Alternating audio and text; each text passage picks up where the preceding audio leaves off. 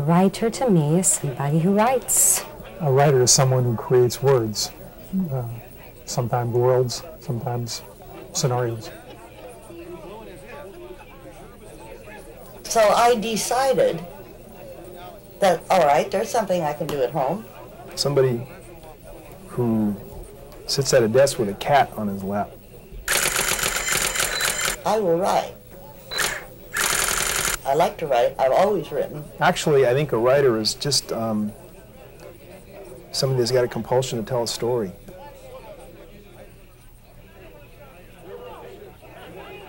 To me, a writer is first and foremost a storyteller, telling lies for fun and profit. Writing is communication. Letters, my God, I think most writers, before they write seriously, have that tendency to put their thoughts on paper in words. I communicate emotion, and supposedly it makes some sense and has some entertainment value, and I think that's all right. That's enough for me. I'm a writer. That's my primary focus in life. I can always say what I mean better if I write it down than if I talk it. On an equal plane to that is I'm a reader, because I equate the two. They're inseparable. Take me someplace I've never been before, but make me believe that it might happen. In the beginning was the word. I always knew I'd be a writer. I am the word. I always knew I'd be published someday. Then I might consider that arrogant. I will admit to as much ego as to say it is essential for me to be able to walk into any bookstore in the nation and buy and find something that has my name on it. I need that to validate myself as a writer. I dreamed I was going to be Brenda Starr Girl Reporter. My first job ever was with the San Diego Union, and I started doing that when I was 18 years old. I didn't write when I was a kid. I never even thought about it. Didn't read when I was a kid. I didn't have any books. I was about 12 years old and was watching a movie on a Sunday afternoon. I think it was probably around 8 or 9 years old, I started writing. And in this completely forgettable movie was a scene with these skeleton-clad ghost riders in the night. I was a writer when I was 11 years old, and I was writing a story called 3 Buckets of Blood about vampires. As most writers, I was writing for my own benefit. And I started writing from a cathartic need, you know, poetry and journals. To put my own ideas together, to organize my own thinking and develop my own sense of values. To try to figure out who I was. I've considered myself a writer forever. And I thought, why aren't they doing that? Why aren't they playing the Beatles' Eleanor Rigby over this scene? It would be so much better. But very quickly it became something that I wanted to do because I was trying to make something. At that point I made a conscious decision. I can do that, and I can do that better. But the hardest part about that is getting others, your family, your close friends, to recognize that you really believe that you are a writer. Just because you have something to say doesn't mean somebody wants to listen. You have to make them listen. And you do that through craftsmanship of writing. It's hard to get yourself, I think, the guts to tell people you're a writer before you're published. I'm not sure if I considered myself a writer before I had things published or not. I think I did. Nobody's born a writer. I was born a writer and trained to be a cop. I think for me, writing was finishing. When I finished the book, I felt like a writer. It is hard for me to say I'm a novelist, even though I feel in my heart that I am. One can learn to be a cop, but I don't think one can learn to be a writer, at least not a good writer. I consider myself a writer, but I didn't feel as though I'd been validated. It was Norman Mailer who said that writing is at least as hard as playing the piano. You may have the talent to write, but the art, the craft is something that needs to be learned. Without some DNA at birth, I don't think you're going to ever be a decent piano player or a decent writer. Actually, I was published several times before I thought of myself as a writer. I wrote 3 books before I became published. You know, anyone can paint a fence, but not many people can paint a great portrait. Reasonably accidentally. I was published pretty early because I was in journalism. Whether you do it the hard way by yourself or whether you learn it from somebody else or whether you do it by reading. I am a self-hating journalist, is what I am. The craft has got to be learned. My husband and I tried to target things. We went to the bookstore together. I still have the chart somewhere. The craft has got to be learned. It's tough, starting out. Had this matrix we made. It said, how long the book was, where it was set, what the title was. And you have to build up a reading audience. That takes 2 or 3, 4 novels. The craft has got to be learned. How many chapters there were and whether or not there was a ship on the cover. Just because a person has a novel published does not make one a writer yet. You didn't know why there were so many ships on the cover. And I didn't know shit about craft. It must be something to do with ships. You know you're good, or at least you have to have the confidence that you're good, and you have to persevere, and you have to convince others that you deserve payment for your words. It was kind of a kick. I used to go to parties, and or anywhere that people would ask, "Oh, I hear you're a writer," and I'd say, "Yeah," and they'd say, "What do you write?" And I'd say, "Mostly novels." If you had asked a science fiction author back at the end of World War II what would thrive by the year 1990, they would say the novel would die. Because who has time by the 1990s? Have you published any? And I'd say no, and they would leave. We have this kind of mystery or mystique that you're not a writer until you've been published. You're not a football player until you're put in the game. What's actually happened? Huge, giant tomes of novels are the popular thing. Huge Stephen King works. I wrote for 20 years the Vietnam manuscript before it was even touched for various reasons. Publishers held it. But I still thought that I was a writer. And then after I started, publishing novels, then I'd say yes, depending on how polite they were. They'd ask me one way or another if I made a lot of money on it, and when I said no, then they'd leave. These long, long John Grisham books that would end at page 50 if the protagonist considered maybe getting out of town. I think unless you're John Grisham or someone on the bestseller list, you're not. Most writers aren't going to get rich writing, and they write because it's a passion. When I'm not writing, I'm not whole, and I can feel it. And whether they were making money or not, they would write. There's a missing part of me, like a hole in the gut, that the wind blows through, or it's like I'm not solid on the ground when I'm not writing. Because writing has really held me back, I think, financially quite a lot. My husband pays for my kids' college, and I pay for the books and the clothes and the spending money and the things like that. And I admire people who cannot do that. They'll say, I have children, but I'm going to be a writer. That's interesting. But I said, I'm going to go for the safe thing first. About every 3 years, to make the IRS happy, I make money. It bothers me when I don't make a lot of money because it seems like I put a lot of effort into it and I should get a return. This last year I didn't make money because I bought a new computer. I make a decent living now, but I've been writing for 25 years. And it took me 20 of those before I was making anything to speak of. And not that these people are irresponsible for wanting to be writers, but I just wanted my children well clothed and well fed and a roof over, for sure. It's kind of hard to explain why you're sitting in front of a computer staring off into space when there are other things to be done. When in fact you're not staring off into space, you're writing things. But you do. You give up things to write. Being a writer is a very selfish thing. You're entertaining yourself. I think I have given up on certain things I like or haven't pursued purposely because I put the blinders on. I've said I'm a writer and this is what I'm going to do. If you want to make a living as a writer, then you've got to step back and acknowledge the fact that you are writing solely to get somebody else to pay you cash money for what you've written.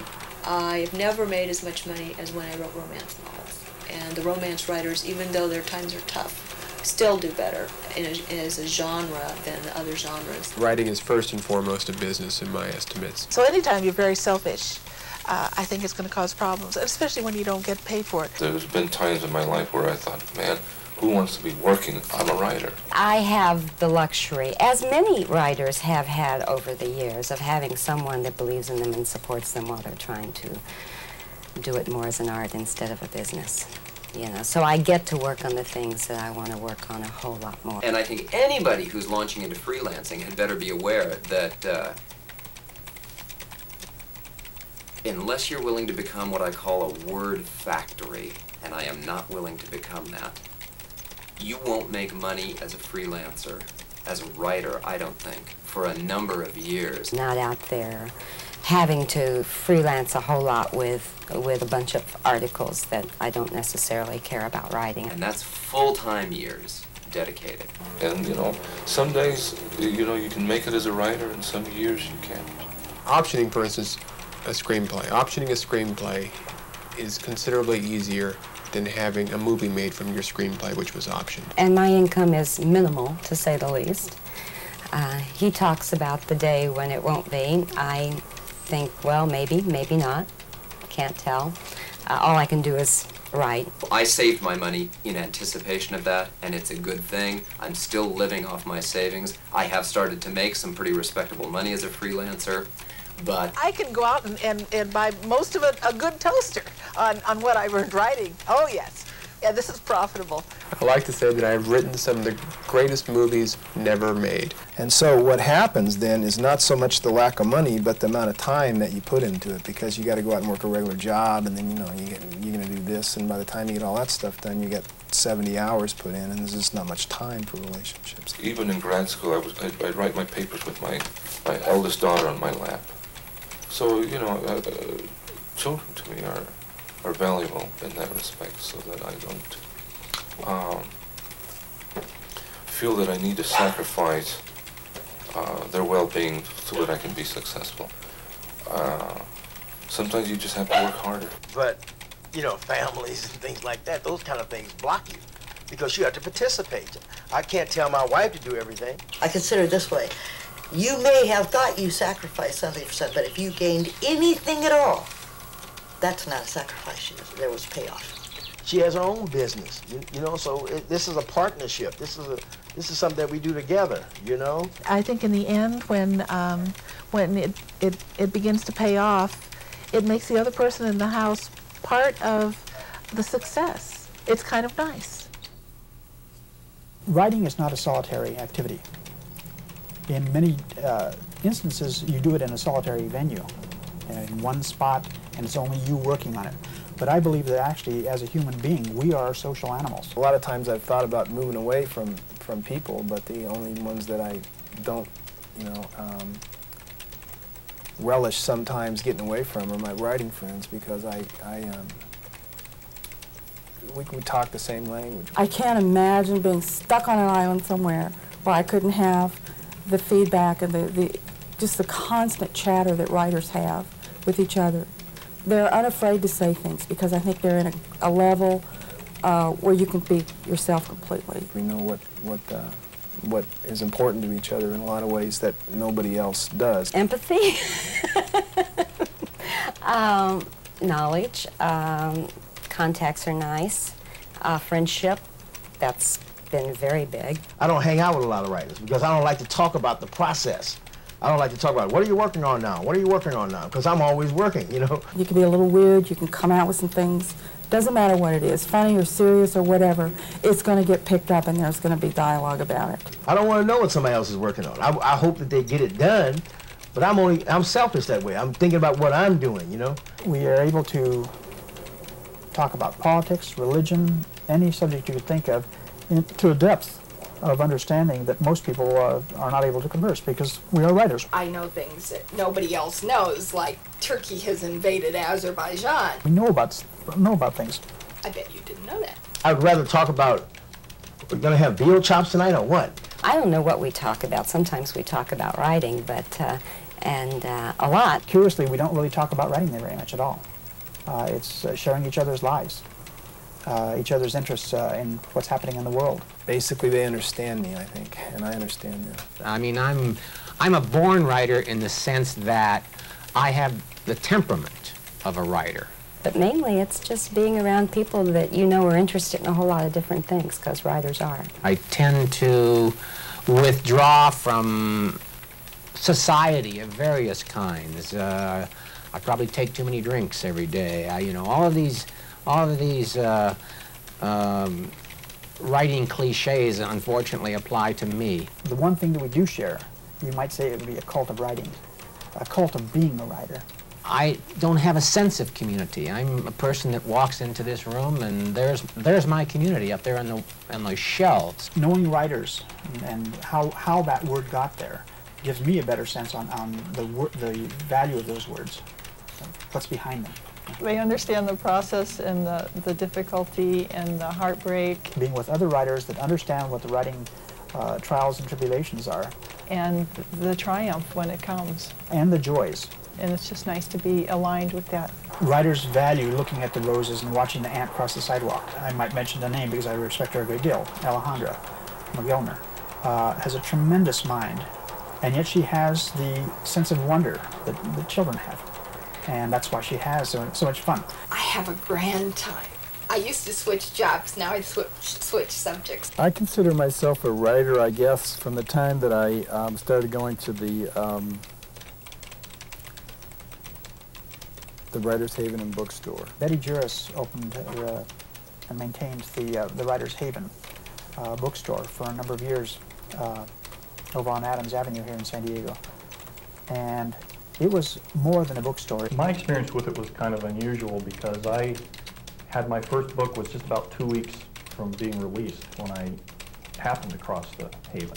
It didn't matter if you had nationally recognized bylines. It didn't matter if anybody knew your name. Hacksaw Jones used to be my persona for Soldier of Fortune when they didn't hire women.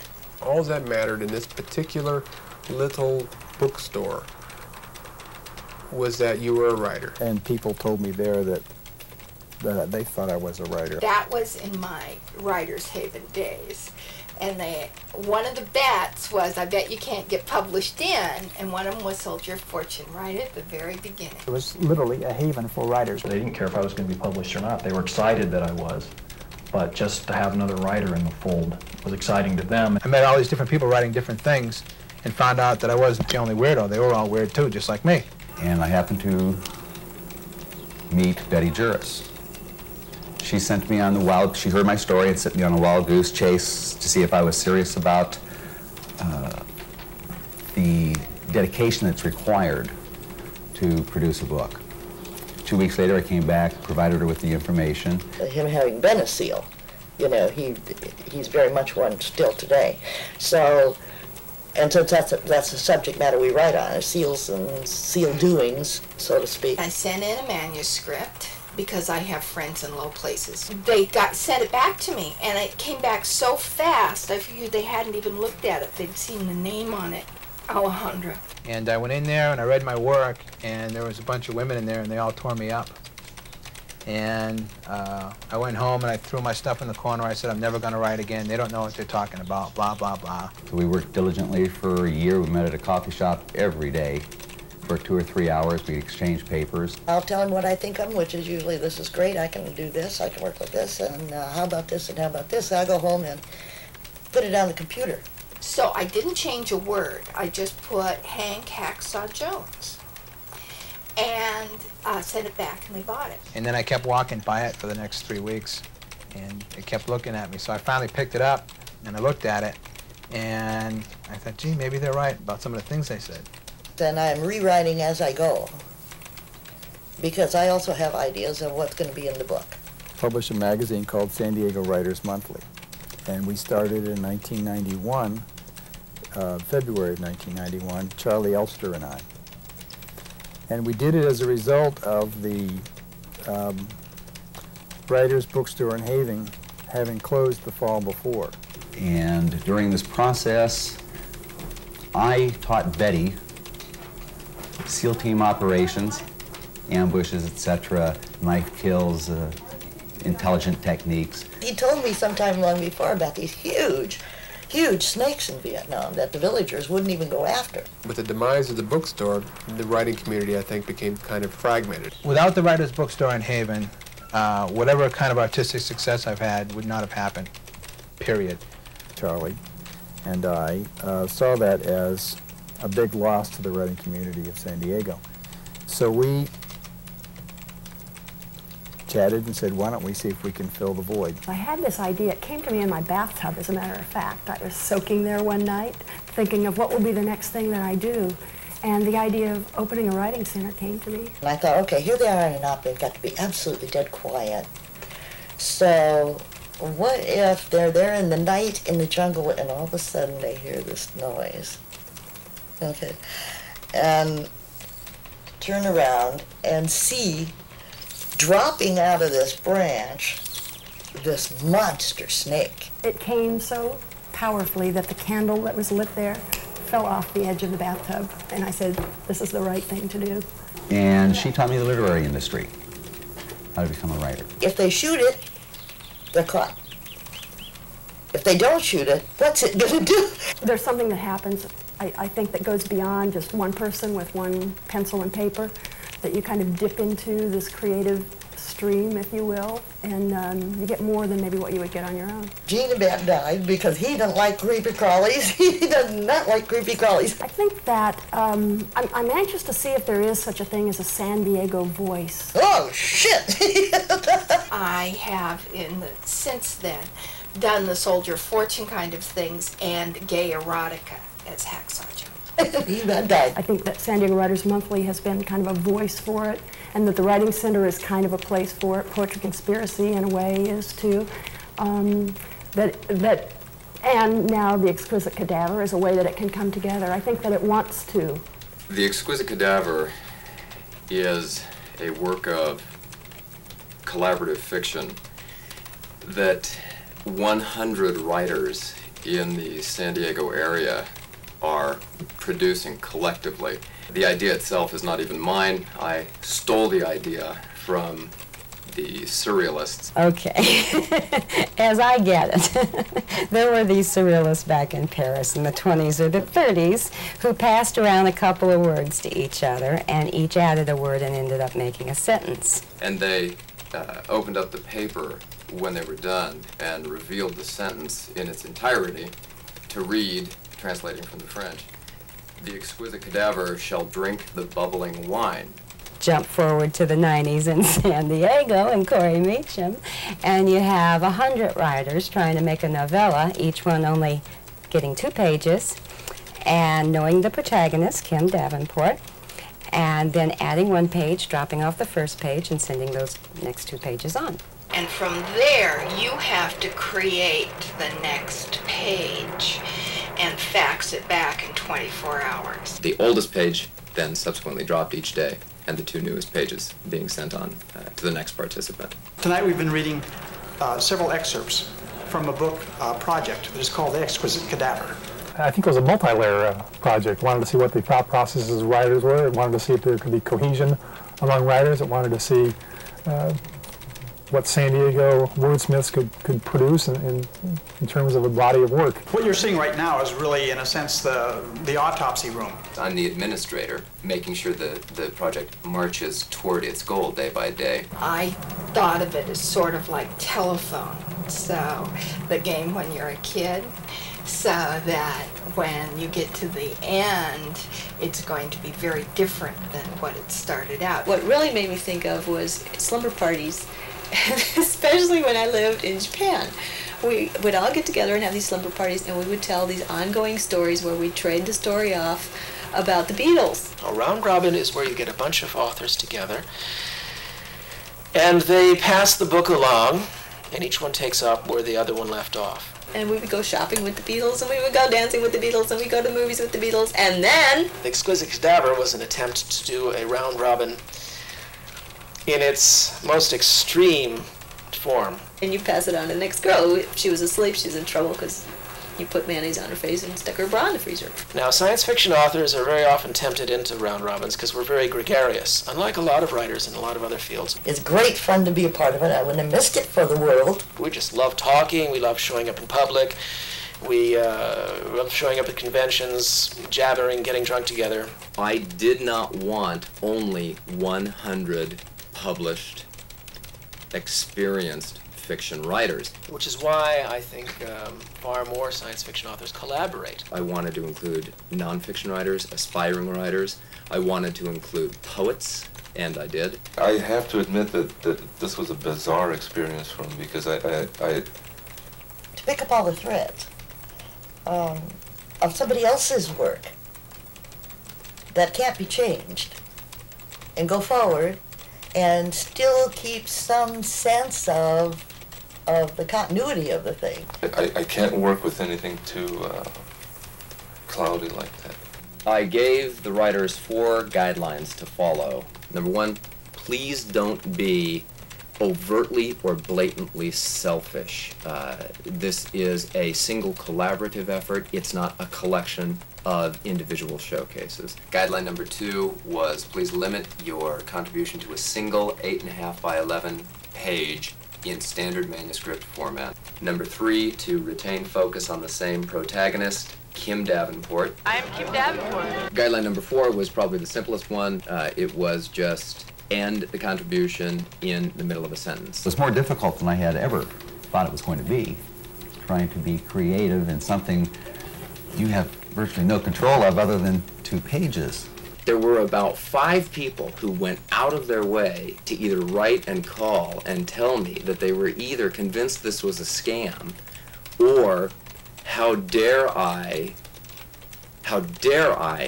fiddle with anything as important and sacred as the writing process. I believe in self-consistency in a novel. I knew what was going to happen. It was going to be a marvelous romp, which went nowhere. From the beginning, I had said if I didn't either piss off or disgust a couple of people, I would have done something wrong. There was a lot of material, and I thought, oh my God, what is this? And I thought, oh, it's one of those things like the slumber parties. I can do that. I wrote the first 2 pages and clipped off the first word so that the first 2 pages would look just like the 98th and 99th page. So the second person wouldn't know that he was the second person in the process. I had a great deal of difficulty bouncing off what came before me. A great deal of difficulty. By design, nobody was supposed to know exactly where they fell in the process. I must have worked for 8 hours on the page that I sweated over. On page 2, the characters are Kim and Dana. She leaves this man in the car. He apparently has broken limbs so that he can't get out, and is walking toward town through the rainforest. She was in a restaurant in the town of Los Alamos, overhearing some guys from the lab talking about how they had 3 more amnesiacs had driven into town today. Before I got on the scene, the heroine was at a pueblo. I think it was Taos Pueblo, but I can't remember. I think there was this woman that was talking to something like a witch doctor or something. I had to work from that. Totally confused, thinking that they were looking for something, and that he suspects that it's because of the... I just had a great deal of difficulty. In the page preceding the most recent page, we have Kim, Lance. All I know about him is that he's lying on the floor bleeding at the time that we come in. We have 2 Swamis. There is an Airedale. We have Special Agent Connors. There is a person who is just a man in a sweatshirt on page A. And his assistant Tompkins. By page B, he's turned into a medic, so I left him a medic. And their dog, Hearts. I know there was a symphony, and there was a violin that was doing some interesting things. The way things begin to reverberate, bang, bang, bang, bang, bang, off of the writer's sensibilities. She was getting ready to go somewhere, but she had this possessed violin in her room. I can see the process in their mind. Kind of a magical violin. They're wondering, am I supposed to pay attention to this, or am I supposed to disregard it? You couldn't ever hear it, it would make you go nuts, just like it made her father go nuts or something. The things that they pay attention to sometimes are manifestations unintentional from the previous writers. Oh my gosh, it's a horror novel! So what did I do? I did the same thing everybody else does. I wrote a transition scene. I got her to Los Alamos and confronted the next author with a choice. Suddenly there was sort of a comic bookish tone to the piece. With these almost like cartoon type character names that have been given to a couple of them, I believe. I decided that I could be funny, but that I wanted to get away from a old shoot 'em up type sequence. Then we wrote down questions and possibilities, different scenarios in which we might want to throw this in respect of what we've come up with on how this book may be moving. One thing or another, they're after the Rathman papers. We don't know what the Rathman papers are. There's no hint of what the Rathman papers are, and I sure as hell don't know who is Rathman. And at that point, we started writing.